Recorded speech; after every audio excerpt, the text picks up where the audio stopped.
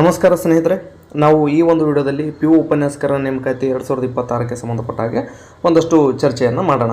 ಅದಕ್ಕಿಂತ ಮುಂಚೆ ನೀವೇನಾದರೂ ನಮ್ಮ ಯೂಟ್ಯೂಬ್ ಚಾನಲನ್ನು ಸಬ್ಸ್ಕ್ರೈಬ್ ಮಾಡ್ಕೊಂಡಿಲ್ಲ ಅಂದರೆ ದಯವಿಟ್ಟು ಸಬ್ಸ್ಕ್ರೈಬ್ ಮಾಡಿಕೊಂಡು ವಿಡಿಯೋನ ಪೂರ್ತಿಯಾಗಿ ನೋಡಿ. ಜೊತೆಗೆ ನಿಮ್ಮ ಅಭಿಪ್ರಾಯ ಅಥವಾ ಪ್ರಶ್ನೆಗಳು ಏನೇ ಇರಲಿ ಅದನ್ನು ಕಮೆಂಟ್ ಮಾಡಿ ಅಂತ ಕೇಳ್ತಾ, ನೋಡಿ ಒಟ್ಟಾರೆಯಾಗಿ 814 ಹುದ್ದೆಗಳು ಅಂತ ಮುಂಚೆ ಗೊತ್ತಿತ್ತು. ಅಂದರೆ 778 ಆನಂತರ 814 ಅಂತ ಕೇಳ್ಪಟ್ವಿ. ಇತ್ತೀಚೆಗೆ ಸಿಗ್ತಿರ್ತಕ್ಕಂಥ ಅಪ್ಡೇಟ್ ಏನಪ್ಪ ಅಂದರೆ 881 ಹುದ್ದೆಗಳು ಆಗ್ತವೆ ಅನ್ನೋಂಥದ್ದು. ಆ ಕಾರಣಕ್ಕೋಸ್ಕರ 814 ಹುದ್ದೆಗಳಿಗೆ ಪಿ ಯು ಉಪನ್ಯಾಸಕರ ನೇಮಕಾತಿ ನಡೆಯುತ್ತೆ ಅಂತ ನಾವು ಭಾವಿಸಿದ್ವಿ. ಆದರೆ ಇತ್ತೀಚೆಗೆ ಸಿಗ್ತಿರುವಂಥ ಮಾಹಿತಿಯ ಆಧಾರದ ಮೇಲೆ 881 ಹುದ್ದೆಗಳು ಆಗಬಹುದು ನೋಟಿಫಿಕೇಷನ್ ಅಂತಕ್ಕಂಥದ್ದು. ಜೊತೆಗೆ ಈ ಒಂದು ಪಿ ಯು ಉಪನ್ಯಾಸಕರ ಹಿನ್ನೆಲೆಯನ್ನು ನಾವು ನೋಡ್ತಾ ಹೋದ್ವಿ ಅಂತಂದರೆ ಇದು ನಿನ್ನೆ ಮೊನ್ನೆದೇನಲ್ಲ, 2022ರಲ್ಲಿನೇ ಇದಕ್ಕೆ ಆರ್ಥಿಕ ಇಲಾಖೆ ಅನುಮೋದನೆ ಸಿಕ್ಕಿದೆ. ಅಂದರೆ ಅವಾಗ 778 ಹುದ್ದೆಗಳಿಗೆ ಸಿಕ್ಕಿತ್ತು. ಅಂದಿನ ಶಿಕ್ಷಣ ಸಚಿವರಾಗಿದ್ದಂಥ BC ನಾಗೇಶ್ ಸರ್ ಒಂದು ಟ್ವೀಟ್ ಮಾಡಿದ್ರು. ಅಂದರೆ ಆ ಟೈಮಿಗೆ GPSTR ನೇಮಕಾತಿ ಒಂದು ಪ್ರಕ್ರಿಯೆ ಅಂತಿಮ ಹಂತಕ್ಕೆ ಬಂದಿತ್ತು. ಅವಾಗೆಲ್ಲ ಏನಂತಂದರೆ GPSTR 2022ರ ಒಂದು ನೇಮಕಾತಿ ನಡೀತಿತ್ತು. ಜೊತೆಗೆ ಎಕ್ಸಾಮ್ ಕೂಡ ಮುಗಿದು 1:2 ಬಿಟ್ಟು ಡಾಕ್ಯುಮೆಂಟ್ ವೆರಿಫಿಕೇಷನ್ ನಡೆಸುವಂಥ ಒಂದು ಸಂದರ್ಭಕ್ಕೆ ಅಂದಿನ ಶಿಕ್ಷಣ ಸಚಿವರಾದಂಥ BC ನಾಗೇಶ್ ಸರ್ ಒಂದು ಟ್ವೀಟ್ ಮಾಡ್ತಾರೆ. ಏನು ಅಂತಂದರೆ 778 ಪಿ ಯು ಉಪನ್ಯಾಸಕರ ಹುದ್ದೆಗಳಿಗೆ ನಾವು ಅತಿ ಶೀಘ್ರದಲ್ಲಿ ನಾವು ನೋಟಿಫಿಕೇಷನನ್ನು ಮಾಡ್ತೀವಿ ಅಂತೇಳಿ ಹೇಳ್ತಾರೆ. ಅದಾದ ನಂತರ ಸ್ವಲ್ಪ ಡಿಲೇ ಆಗುತ್ತೆ. ಜೊತೆಗೆ ಈ ಒಂದಷ್ಟು 2022ರ GPSTR ನೇಮಕಾತಿಗೆ ಅಂದರೆ ವಿವಾಹಿತ ಮಹಿಳೆಯರ ಒಂದು ಸಮಸ್ಯೆಯಾಗಿ, ಅಂದರೆ ಮೀಸಲಾತಿ ವಿಚಾರಕ್ಕೋಸ್ಕರ, ಅಂದರೆ ತಂದೆ ಕ್ಯಾಸ್ಟ್ ಇನ್ಕಮ್ ಕೊಡಬೇಕಾ ಅಥವಾ ಗಂಡನದ ಕ್ಯಾಸ್ಟ್ ಇನ್ಕಮ್ ಕೊಡಬೇಕಾ ಮದುವೆ ಆದಂಥ ಮಹಿಳೆಯರು ಅನ್ನುವಂಥ ಒಂದು ಗೊಂದಲ ಉಂಟಾಗಿ ಅದು ಸ್ವಲ್ಪ ಆ ಮೂಮೆಂಟ್ಗೆ ಸಮಸ್ಯೆ ಆಗಿತ್ತು. ಆ ನಂತರ ಪಿ ಯು ಉಪನ್ಯಾಸಕರಿಗೂ ಅದಕ್ಕೇನು ಸಂಬಂಧ ಅಂತ ನೀವು ಕೇಳ್ಬೋದು. ಅದೇ ಸಮಯಕ್ಕೇ ಇವು ಅಂದರೆ ಮೀಸಲಾತಿ ವಿಚಾರಗಳು ಬೊಮ್ಮಾಯಿ ಸರ್ಕಾರದಲ್ಲಿ, ಅಂದರೆ ಅಂದಿನ ಮುಖ್ಯಮಂತ್ರಿಗಳಾಗಿದ್ದಂಥ ಬಸವರಾಜ ಬೊಮ್ಮಾಯಿ ಸರ್ ಕಾಲಕ್ಕೆ ಒಂದು ಮೀಸಲಾತಿ ವಿಚಾರ ಅವತ್ತಿಗೆ ಗೋಚರಿಸ್ತಾ ಹೋದು. ಆನಂತರ ಸ್ವಲ್ಪ ಅದು ಹಿಂದೆ ಉಳ್ಕೊಂತು. ಯಾವುದೋ ಪಿ ಯು ಉಪನ್ಯಾಸಕರ ನೇಮಕಾತಿ ಹಿಂದೆ ಉಳ್ಕೊಂಡಿದ್ದು ಇವತ್ತಿಗೂ ಹಾಗೇನೆ ಉಳ್ಕೊಂಡ್ಬಿಡ್ತು. ತದನಂತರ 814 ಹುದ್ದೆಗಳು ಅಂತ ಗೊತ್ತಾಯಿತು. ಈಗ 881 ಹುದ್ದೆಗಳಿಗೆ ಅಂದರೆ ಪಿ ಯು ಉಪನ್ಯಾಸಕರ ಹುದ್ದೆಗಳಿಗೆ ನೇಮಕಾತಿ ಮಾಡ್ಕೊಳ್ತೀವಿ ಅನ್ನೋಂಥ ವಿಚಾರಗಳು ಒಂದು ಇಲಾಖೆ ಮಟ್ಟದಲ್ಲಿ ಏನೋ ಚರ್ಚೆ ನಡೆದಿದ್ದಾವೆ ಅಂತ ಸ್ಪಷ್ಟತೆ ಅನ್ನೋದಕ್ಕಿಂತ ಒಂದಷ್ಟು ಭರವಸೆ ಇಟ್ಕೊಳ್ಳೋಣ.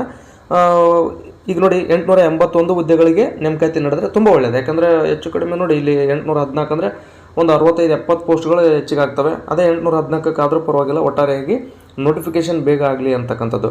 ಇಲ್ಲಿ ನನಗನ್ಸಿದ ಮಟ್ಟಿಗೆ ಬಹುತೇಕ 881 ಹುದ್ದೆಗಳಿಗೆ ನೇಮಕಾತಿ ಆಗ್ಬೋದು.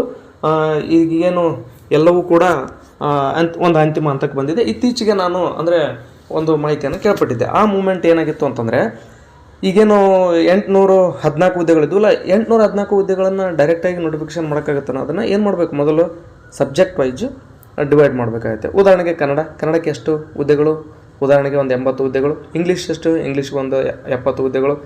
ಇತಿಹಾಸಕ್ಕೆ ಎಷ್ಟು, ಅದಕ್ಕೊಂದು 80 ಹುದ್ದೆಗಳು. ಎಕನಾಮಿಕ್ಸ್ಗೆ ಎಷ್ಟು, ಅದಕ್ಕೊಂದು 80 ಹುದ್ದೆಗಳು. ಹಿಂಗೆಲ್ಲ ಅಂದರೆ 80 ನಾ ಹೇಳ್ದಂಗೆ ಅಂತಲ್ಲ, ಉದಾಹರಣೆ ಹೇಳ್ತಾ ಇದ್ದೀನಿ. ಎಷ್ಟು ಹುದ್ದೆಗಳನ್ನು ಈ ರೀತಿಯಾಗಿ ಡಿವೈಡ್ ಮಾಡ್ಕೊಳ್ಬೇಕಾಗುತ್ತೆ. ಡಿವೈಡ್ ಮಾಡ್ಕೊಂಡ ಮೇಲೆ ಈಗ ಉದಾಹರಣೆಗೆ ಕನ್ನಡದಲ್ಲಿ 80 ಹುದ್ದೆಗಳಂದ್ರೆ ಅವನ್ನೇನು ಮಾಡಬೇಕಾಗುತ್ತೆ, ಮತ್ತು GM SC ST category 1 2A 2B 3A ಅಂತೇಳಿ ಮೀಸಲಾತಿ ಅನ್ವಯ ರೋಸ್ಟರ್ನ ರೆಡಿ ಮಾಡಬೇಕಾಗಿತ್ತು. ಆ ಮೂಮೆಂಟ್ಗೆ ನೋಟಿಫಿಕೇಷನ್ ಆಗ್ತಿತ್ತು.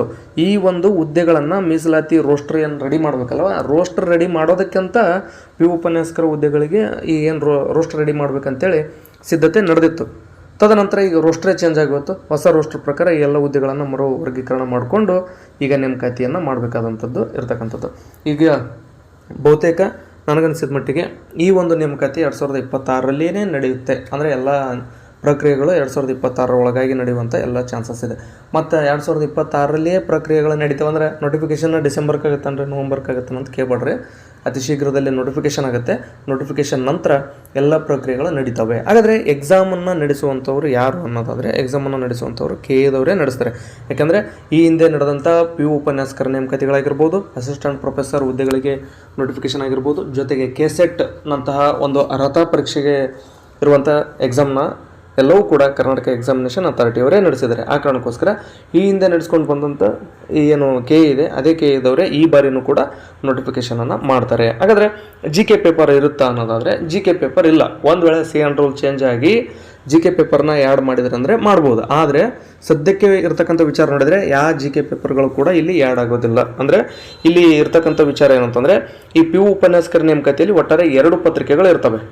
ಒಂದನೇದ್ದು ನಿಮ್ಮ ಸಬ್ಜೆಕ್ಟ್, ಯಾವುದು ಹಿಸ್ಟ್ರಿ. ಎರಡನೇದು ಅದು ಕೂಡ ನಿಮ್ಮ ಸಬ್ಜೆಕ್ಟ, ಅದು ಹಿಸ್ಟ್ರಿನೇ. ಇಲ್ಲಿ ಒಂದು ಜಿ ಕೆ ಪೇಪರು, ಇನ್ನೊಂದು ಸ್ಪೆಸಿಫಿಕ್ ಸಬ್ಜೆಕ್ಟ್ ಅಥವಾ ನಿಮ್ಮ ಸಬ್ಜೆಕ್ಟ್ ಅಂತ ಏನಿರೋದಿಲ್ಲ.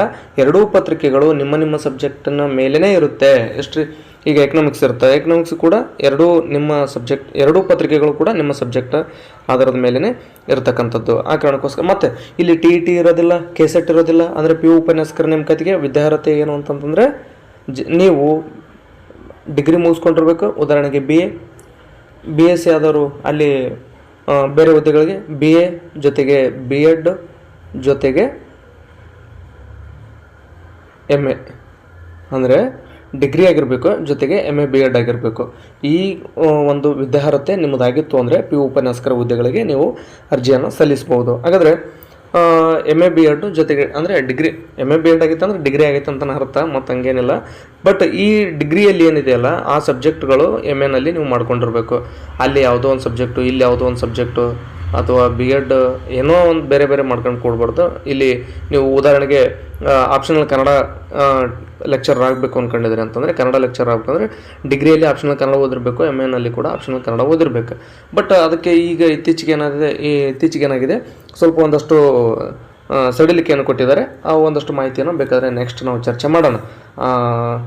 ಜೊತೆಗೆ 2022ರ ಒಂದು ಆ ಟೈಮಿಗೆ ಹಣಕಾಸು ಇಲಾಖೆ ಪರ್ಮಿಷನ್ ಕೊಟ್ಟಿದೆ ಅಂತಂದರೆ ನೋಡಿ, ಬಹುತೇಕ ಒಂದು 3.5-4 ವರ್ಷ ಆಯಿತು. ಈ 4 ವರ್ಷದಿಂದ ಪಿ ಯು ಉಪನ್ಯಾಸಕರ ನೇಮಕಾತಿ ನಡೆದಿಲ್ಲ. ಅಂದರೆ ಅವಾಗಲೇ ನಡೆದಿದ್ರೆ ಇಷ್ಟೊತ್ತಿಗಾಗಲೇ ಎಕ್ಸಾಮ್ ಮುಗಿದು ಆರ್ಡರ್ ಕಾಪಿ ಕೊಟ್ಟು ಅವರು ಒಂದು 2 ವರ್ಷದ ಪಗಾರ ತೊಗೊಂಡಿರ್ತಿದ್ರು. ಬಟ್ ಇರಲಿ, ಏನೇ ಆಗಲಿ, ಯಾಕಂದರೆ ಕಾಲ ಕೂಡಿ ಬರಬೇಕು, ಯಾವುದ್ಯಾವುದೋ ಸಮಸ್ಯೆಗಳು ಬರ್ತಿರ್ತವೆ.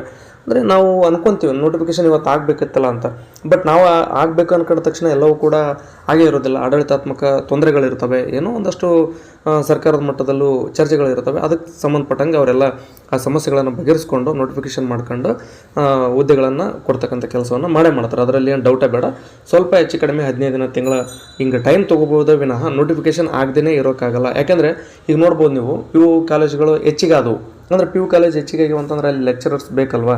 ಏನೋ ಸದ್ಯಕ್ಕೆ ಈ ಕ್ಷಣಕ್ಕೆ ತಾತ್ಕಾಲಿಕವಾಗಿ ಅತಿಥಿ ಉಪನ್ಯಾಸಕರನ್ನು ತಗೊಂಡು ಆ ಒಂದು ಕಾಲೇಜುಗಳನ್ನು ನಡೆಸ್ಬೋದು. ಆದರೆ ಪಿ ಯು ಉಪನ್ಯಾಸಕರ ನೇಮಕಾತಿ ಆಯಿತು ಅಂತಂದರೆ ಎಲ್ಲರಿಗೂ ಕೂಡ ಅನುಕೂಲ. ಅದರಲ್ಲಿ ಅತಿಥಿ ಶಿಕ್ಷಕರಿಗೆ, ಈ ಒಂದು ಅತಿಥಿ ಉಪನ್ಯಾಸಕರಿಗೂ ಕೂಡ ಅನುಕೂಲ. ಯಾಕಂದರೆ ಅವರು ಅವ್ರದ್ದೇ ಆದಂಥ ಸಬ್ಜೆಕ್ಟ್ನಲ್ಲಿ ಎಷ್ಟು ದಿನ ಟೀಚ್ ಮಾಡಿರ್ತಾರೆ, ಸಬ್ಜೆಕ್ಟ್ನಲ್ಲಿ ಇಡ್ತಾ ಇರುತ್ತೆ, ಅವ್ರಿಗೂ ಅನುಕೂಲ. ಸೊ ಅವ್ರ ಜೊತೆಗೆ ಹೊಸಬ್ರು ಕೂಡ ಇಲ್ಲಿ ಫೈಟ್ ಮಾಡಬೇಕಾಗುತ್ತೆ. ಅಂದರೆ ಒಟ್ಟಾರೆಯಾಗಿ ನಿಮ್ಮ ಸಬ್ಜೆಕ್ಟ್ನಲ್ಲಿ ಯಾರು ಹಿಡಿತವನ್ನು ಸಾಧಿಸಿರ್ತೀರಿ ಅವರು ಖಂಡಿತವಾಗ್ಲೂ ಈ ಒಂದು ನೋಟಿಫಿಕೇಷನಲ್ಲಿ ಗೆಲ್ತಾರೆ. ಅದಕ್ಕೋಸ್ಕರ ಹುದ್ದೆಗಳು 814 ಅನ್ನುವಂಥದ್ದು ಕನ್ಫರ್ಮು. 881 ಅಂದರೆ 881 ಹುದ್ದೆಗಳು ಅನ್ನುವಂಥ ವಿಚಾರಗಳು ಕೂಡ ಹರಿದಾಡ್ತಾ ಇದ್ದಾವೆ.